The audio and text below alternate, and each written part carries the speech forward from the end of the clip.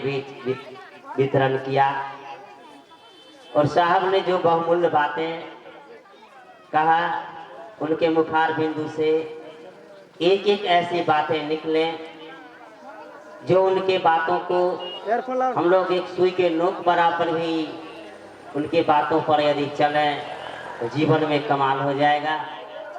लेकिन हम लोग चलने का प्रयास कहाँ किया। उन्होंने कहा कि महादेव को गुरु मानो, रिश्ताएं बनाओ। जैसे हम आप एक रिश्ताएं बनाते हैं, जब कहीं अनजान व्यक्ति से रिश्ताएं बनाना करते हैं, संबंध करना चाहते हैं, तो सोच करके विचार करके वह रिश्ताएं बनाते हैं और सोचते हैं अच्छी से अच्छी रिश्ताएं हो, परिवार मिले तो सदा के लिए वह रिश्ताएं बरकरार रहें। तो हम सब वह महागुरु महादेव को गुरु मानने चले हैं और उनके शिष्य बनने के लिए चले हैं। तो शिष्य भाव संप्रेषित करनी पड़ेगी। और साहब ने कहा कि एक एक व्यक्ति के दिलों पर शिव को उतारो। अब पहले तो अपने मन के वैचारिक तल पर शिव को उतारो, लेकिन और उन्होंने कहा कि आओ चले शिव की ओर। साहब ने शिव की ओर चला और हम लोगों को चलने के लिए संवाद संप्रेषित किया। लेकिन आज हम लोग ऐसे नहीं कर रहे हैं, सोच रहे हैं कि लोग हमारे ओर चलें। उन्होंने कहा दया मांगो, दया की स्थिति में आओ। उन्होंने कहा कि हे शिव, आप मेरे गुरु हैं, मैं आपके शिष्या हूँ, मुझसे इस पर थोड़ी सी दया कर दो, थोड़ी सी दया करो कि मैं आपका कार्य कर सकूं, आपका कार्य हो सके। तो उनको कार्य क्या करना है? एक एक व्यक्ति को शिव से परिवार से जोड़ना है, यानी शिव से जोड़ना है। लेकिन हम लोगों ने साहब की विपरीत दिशा में चला और अपने लौकिक सुखों के लिए दया मांगा। उन्होंने जो कहा उनके विपरीत उलट दिया और विभिन्न प्रकार की मन्नतें मांगने लगी। यही कहे, हे शिव, आप मेरे गुरु हैं, मैं आपका शिष्य या शिष्या हूँ, इस पर इतना दया कीजिए कि यह मेरा प्रॉपर्टी हो जाए, इसका जमीन का झंझट है सो फरिया जाए, मेरे बेटे की शादी हो जाए, मेरी बेटी की शादी हो जाए, ये हो जाए, वो हो जाए, तो हम आपको बाजा बजा करके चर्चा कर देंगे। और क्या कहते हैं, जो हमारा मन महादेव पूरा करेंगे तब महादेव का मन हम पूरा करेंगे। क्या साहब ने यही कहा? साहब ने ये नहीं कहा। यानी महादेव से महादेव के लिए दया मांगो, दया की स्थिति में आओ।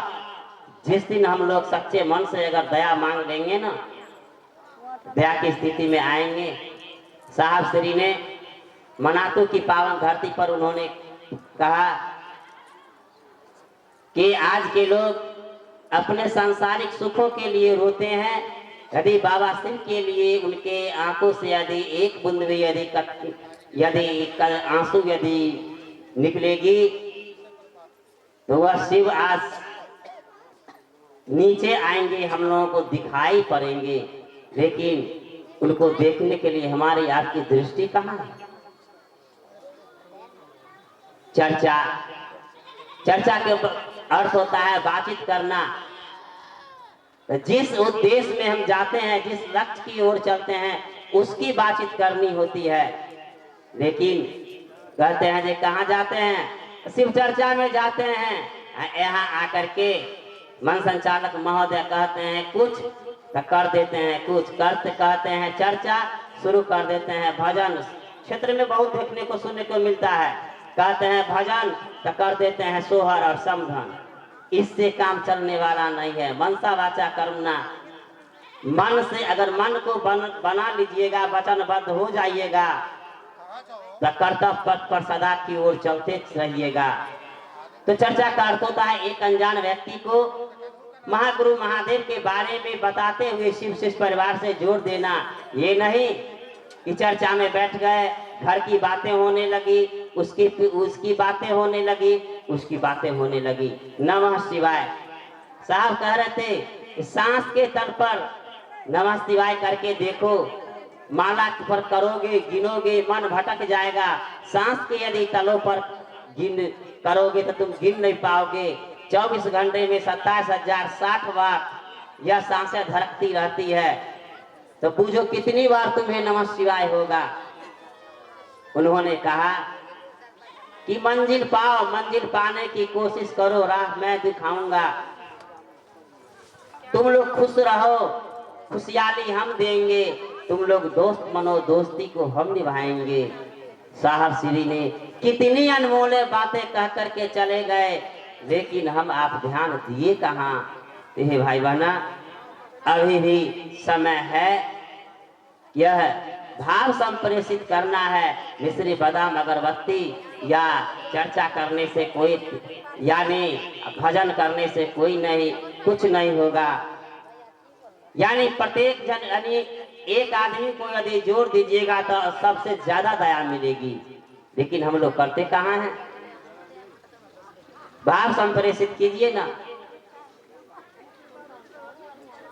अर्थात यह कली काल में, यह कली युग में, यह सिर्फ से मानिए साहब यानी प्रथम शिष्य हुए हमारे वेद ग्रंथ रामायण में देखिए बहुत सारी बातें लिखी हुई है, लेकिन उन पर उन लोगों ने ध्यान नहीं दिया, बताए नहीं। लेकिन परिश्रम करने के बाद साहब श्री ने हम लोगों को अनमोल मोती दिया। तो मैंने चंद शब्दों के साथ अपने गुरुवाणी को गुरु के चरणों में रखते हुए आप सबके अच्छे चरणों में प्रणाम। उद्देश्य की ही कड़ी में गुरु भैया राकेश जी आप मंचासीन होंगे और अपने गुरु को बातचीत करोगे। इनके बाद भजन के लिए तैयार रहेंगे गुरु बहन मंजू, जो बेलसंडी ग्राम से चल के आई है।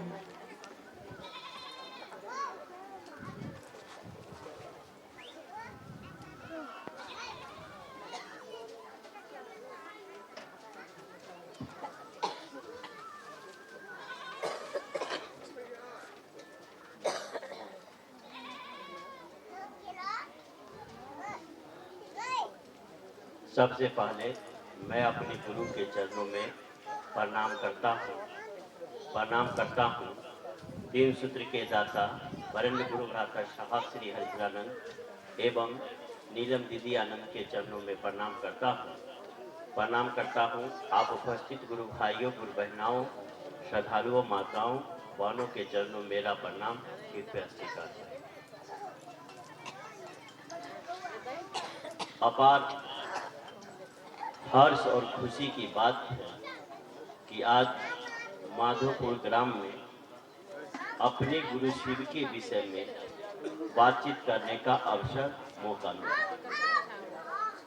शिव गुरु हैं, यह बात आकाश सत्य है और जगत जाहिर है कि शिव गुरु हैं। शिव के विषय में कौन नहीं जानता, शिव के विषय में सब कोई जानते हैं। क्या वह बाबा हैं, भोले बाबा हैं, घर घर के बाबा हैं, सब कोई जानते हैं ना। शिव गुरु की बात अभी चली है, लेकिन इससे पहले हम लोग बाबा हो गए। लेकिन शिव गुरु हैं, यह आदिकाल से भी गुरु का काम करते थे। लेकिन इस बात को कोई भाई बहन या संत ऋषि मनीषी ऐसे व्यक्ति नहीं हुए या मानव या महामानव नहीं हुए जो इस बात को इस धरा पर लाते और इस बात को बताते कि भैया शिव मेरे गुरु हैं तो आपके भी। शिव के शिष्य भी हुए हैं, 114 या 18 कुछ ऐसे ही नाम आए हैं जो शिव के शिष्य हुए। शिव की सूची आई है शिव शिष्यों की, जिसमें स्वयं भगवान ब्रह्मा, विष्णु, माँ भगवती, दधीची, उपमन्यु, मच्छेंद्रनाथ, कीनाराम, बामा कृपा, लहरी बाबा, बहुत सारे ऐसे संत हुए और देवता हुए जो शिव के शिष्य हुए। लेकिन ऐसा देखा गया और पाया गया विगत 10,000 वर्षों के इतिहास में कि इस धरती पर एक महामानव का आगमन हुआ, जिनको हम लोगों ने कहा साहब श्री हरिद्रानंद। साहब श्री हरिद्रानंद जी का इस धरती पर आगमन हुआ और उन्होंने शिव को गुरु माना और गुरु मानकर इस बात को अपने पास नहीं रखे, हम भाई बहनों के बीच में भी रखने का प्रयास किए कि ये भैया, ए दीदी, आप कहाँ हताशा और निराशा की स्थिति में इधर उधर जा रहे हो, आइए ना भगवान शिव को अपना गुरु मानकर अपने जीवन को सफल बनाए। आज तक हम लोग हताशा और निराशा की स्थिति में जी रहे थे, सुख और दुख झेल रहे थे। बस हम लोग इतना ही समझते थे कि हाँ, यह जीवन मिला है, इस धरती पर आए हैं, चलो कुछ पैसा कमा लो, घर बना लो, जगह जमीन खरीद लो, बैंक बैलेंस खरीद लो, इतना ही तक समझते थे। लेकिन इससे आगे हम लोग नहीं समझते थे कि हम लोग इस धरती पर किस लिए आए। जरा विचार करिए कि हम लोग इस धरती पर किस लिए आए। जगह खरीदने के लिए नहीं आए हैं, जमीन खरीदने के लिए नहीं आए हैं। इस धरती पर मानव आया है मात्र और मात्र परमात्मा की प्राप्ति के लिए। क्या याद करिए वह दिन जिस दिन माँ के गर्भ में हम लोग उल्टे लटके हुए थे, तो उस समय हम लोगों ने उस परमात्मा से वादा किया था क्या कि हे ईश्वर, इस नर्तन से बाहर निकालो। बाहर जाएंगे तो आपके नाम का क्या करेंगे, कीर्तन करेंगे, भजन करेंगे, चर्चा करेंगे। लेकिन हम मानव ऐसे स्वार्थी निकले कि इस धरती पर आए, उस परमात्मा को भुला दिए और कहे कहाँ कहाँ कहाँ। बच्चा जब जन्म लेता है तो कहता है ना जी, भुला दिए। तो उस परमात्मा ने भी माया रूपी चादर से हम लोगों को ढक दिया और कहा इसी में जिता रहो, और हम लोग इसी चाल जंजाल में बंद कर रह गए। इससे आगे की बात हम लोगों ने नहीं सोचा। इससे आगे का बात सोचने के लिए साहब श्री हरिद्रानंद जी ने कहा कि जब तक जीवन में गुरु नहीं होंगे तब तक इससे आगे की बात नहीं सोचे। बिना गुरु का ज्ञान होता है? बोलिए। संत लिखे कि बिन गुरु ज्ञान न उपजे, बिना गुरु का ज्ञान नहीं हुआ। चाहे हम हो चाहे कोई आप। हमारे और आपके घर में आज बच्चा जन्म लेता है, उसको कुछ बुझने आता है? नहीं आता है। हमारे घर के माता पिता हो चाहे बड़े बुजुर्ग हो, इस बात को समझाते कि बउआ ये तुम्हारे पापा है, ये मम्मी है, ये दादा है, दादी, तब न समझते इस बात। क्या अगर कोई बतावे नहीं तो वह कुछ नहीं जानता। ऐसा शोध किया, हम लोग किताब में पढ़े थे बहुत दिन पहले कि एक अमेरिका में एक अन्ना नाम की लड़की को रखा गया बंद कमरे में और उसको बार बार खाना पीना दिया। उससे कोई बात नहीं, उसको समझ ही नहीं आया कि यह दुनिया क्या होती है, इस जगह क्या होता है। तो ठीक उसी प्रकार से हम लोग इस दुनिया में जी रहे थे, लेकिन इस बात को नहीं समझ रहे थे कि इस दुनिया से भी ऊपर की दुनिया होती है। हमारे गुरु भाई हैं, गुरु बहनाएं हैं, बहुत सारा सब कोई है। बड़ा मोबाइल है ना, है सब कोई को बड़ा मोबाइल। कभी देखिएगा, चर्चा इन लोग करते हैं, हम सुनते भी हैं कि कहते हैं तो उसमें देखिएगा कि मृत्यु के बाद कितना कष्ट होता है। आपको दिखाएगा, बड़ा मोबाइल है, यूट्यूब में देखिएगा कि मृत्यु के बाद कितना कष्ट है। हम लोग इतना ही समझते हैं कि यही दुनिया, नहीं, इस दुनिया से भी आगे भी दुनिया। जरा विचार करिए, इस धरती पर कितना लाख योनि है? 84 लाख योनि है। इस धरती पर मानव भी है, गाय भी है, बकरी भी है, पशु पक्षी भी है, क्या पेड़ पौधे भी है। 84 लाख योनि की कल्पना की गई। 84 लाख योनि की इस धरती पर कल्पना की गई। जरा विचार करिए।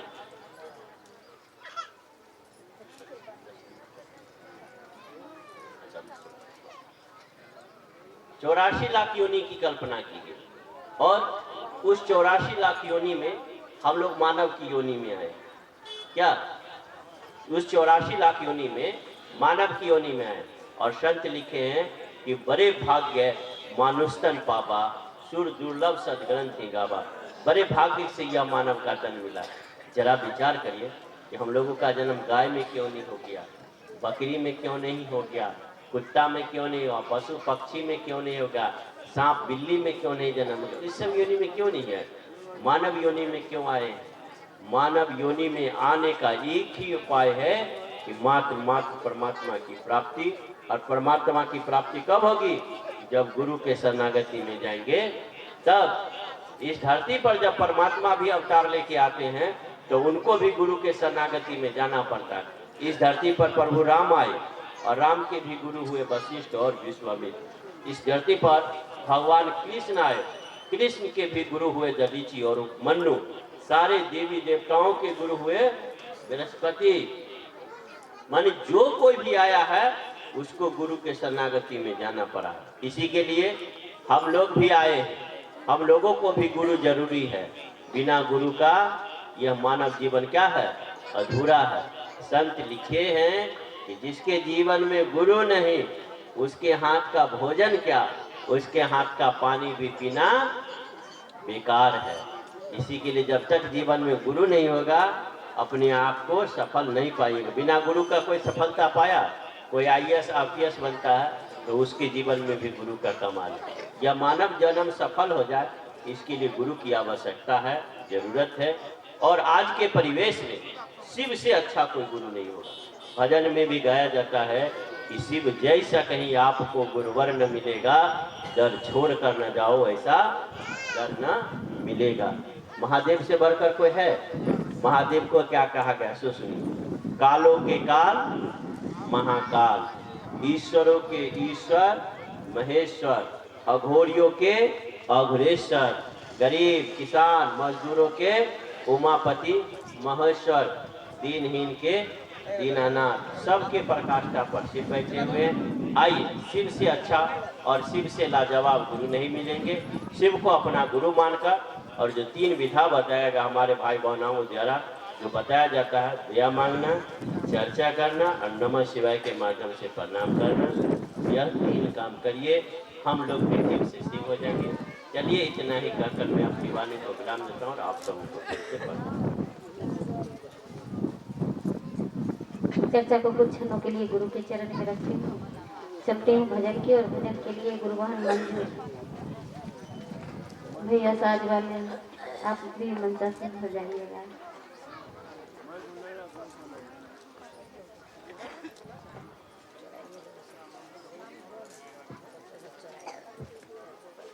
भजन के बाद परिचर्चा के लिए गुरु भैया शशि भूषण जी आप तैयार रहिएगा, जो दक्षिण सराय ग्राम से चल के आए हैं।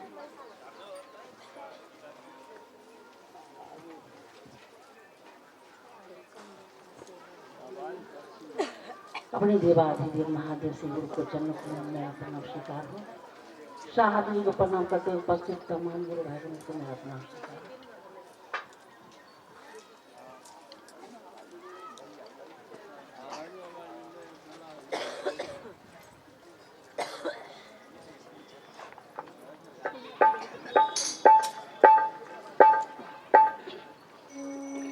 मुझे तो नसीब गुरु बहुत कुछ दिया है, मुझे तो नसीब गुरु बहुत कुछ दिया है, तेरा शुक्रिया है, तेरा